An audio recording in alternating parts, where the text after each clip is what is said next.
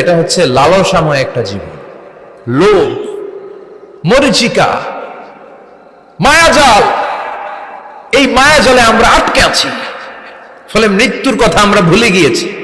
পাগলের মতো ছুটছি, আরো টাকা লাগবে, আরো খ্যাতি লাগবে, আরো যশ লাগবে, আরো দাপট লাগবে। আমার এত টাকা দিয়ে কি হবে? এত সম্পদ দিয়ে কি হবে? এত ব্যস্ততা দিয়ে কি হবে তোমার? স্টপ, থামুন, অনেক হয়েছে। আন্না, থামুন, take a rest, take a breath and think about death. Think that you have to go back to your Lord.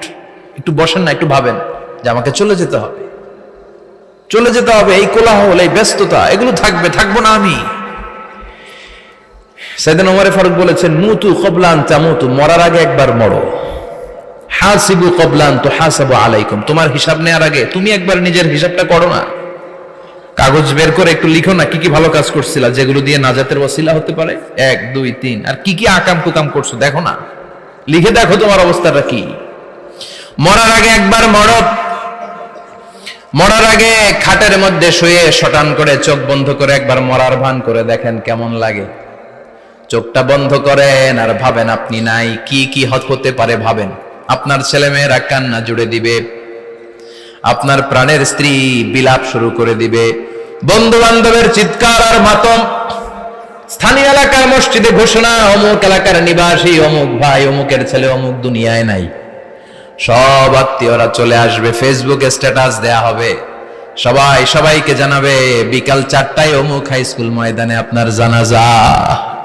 ছুটে আসবে, সবাই ছুটে আসবে আপনাকে শেষ বিদায় দিতে, গুড বাই জানানোর জন্য, আল ওয়াদা, বিদায় জানাতে আসবে সবাই।